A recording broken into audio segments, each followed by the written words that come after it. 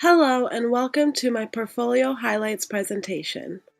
My name is Yelda Kakar and I'm going to be graduating this spring from the University of Washington Bothell with a bachelor's degree in education. Shortly after, I'll be studying school counseling at Fresno State as a graduate student.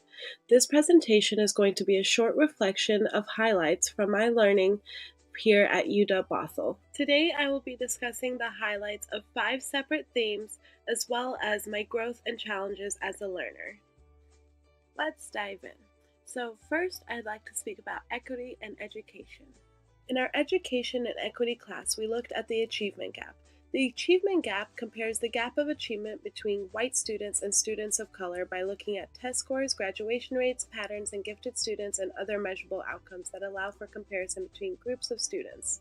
Instead, we should expand the emphasis towards gaps in opportunity because focusing on opportunity allows researchers to examine the causes of disparities that exist between and among students in schools.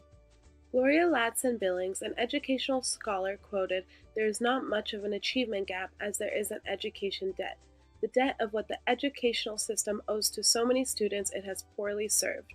The education debt challenges the notion of the achievement gap and says, hey, the problem isn't the students or their background, the problem is the systematic problems in education already. The second thing I'll be talking to you guys about is the theories of learning, culture, and identity. It's very common in American culture to essentialize different cultures. For example, thinking all Mexicans celebrate Cinco de Mayo, or when speaking about different cultures, you tend to make general statements about the entire culture. Culture, though, is so broad and unique to each individual that defining it just by our knowledge of the country is wrong. If you're curious about one's culture, simply ask. As educators, a good way to put this into practice is to have a culturally relevant pedagogy. This way, you don't see culture as defined as only an ethnic group or a religious group. You see it as fluid and ever-changing. Now we'll move on to theme 3, which is teaching and learning in a multicultural society. In teaching and learning in a multicultural society, we learned about asset-focused teaching. To do this, you focus on a student's assets they bring with them instead of their deficits.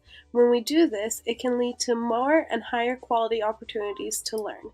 If a child can't read, think of other things he may be good at and see if you can incorporate his strengths to help work on his area of growth. When it comes to educational research, this type of research seems to be the toughest science to work with. There are so many factors and variables to account for while studying education or the students.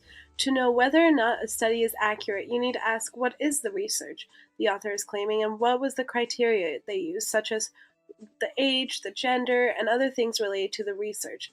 Lastly, you want to ask if there were any limitations or problems within their selection criteria. The last theme I will be talking about is a class that personally was significant for my learning, which was the Intro into ELL. There are 2 ways of teaching in an ELL classroom, and that is subtractive and additive bilingualism. Subtractive is the teaching of a new language while subtracting the native language, and very prevalent in ELL classrooms. This can have many negative outcomes. For example, a student who is learning English can forget their native language, and when they do, it causes barriers of communication at home. Additive bilingualism, on the other hand, is the use of the native language to help teach the new language. This is not as commonly practiced in ELL classrooms, but have much more positive outcomes.